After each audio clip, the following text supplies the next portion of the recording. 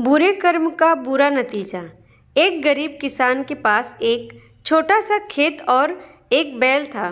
बड़ी मेहनत से उसने कुछ पैसे जमा किए और एक बैल और खरीदा। जब वह बैल खरीद कर ला रहा था तो रास्ते में उसे 4 युवक मिले।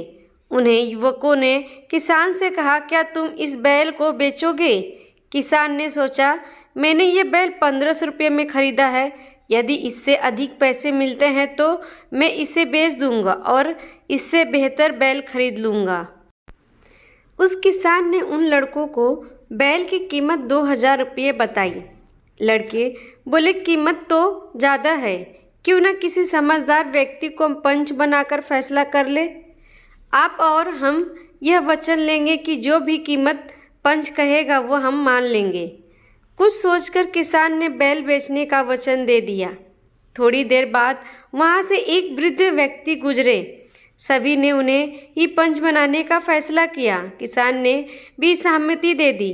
वास्तव में वह चारों लड़के एक ठग के पिता संतान थे और वह वृद्ध कोई और नहीं बल्कि उन चारों के पिता ही थे।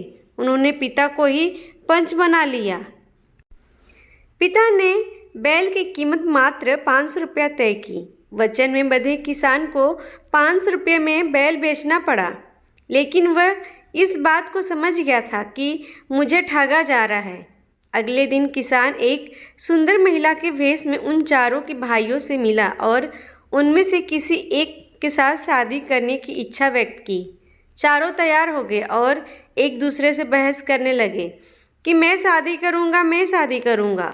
नारी के वेश में किसान बोला, जो मेरे लिए बनारसी साड़ी, मथुरा के पेड़े और सहारनपुर के आम सबसे पहले लेके आएगा, मैं उसी के साथ शादी करूँगी। यह सुनकर चारों शहर की ओर दौड़ पड़े। उनके जाने के बाद किसान ने उस ठगी पिता को बहुत पीटा और वहाँ से चला गया। जब ठग के चारों बेटे वापस आए और अपने पिता को इस स्थिति में देखा तो मन कचोटते ही रह गया कि वह कुछ नहीं कर पाए। वह कुछ नहीं कर सकते थे, क्योंकि किसान का पता तो किसी को पता ही नहीं था और ना कोई जानता था कहाँ रहता है वो।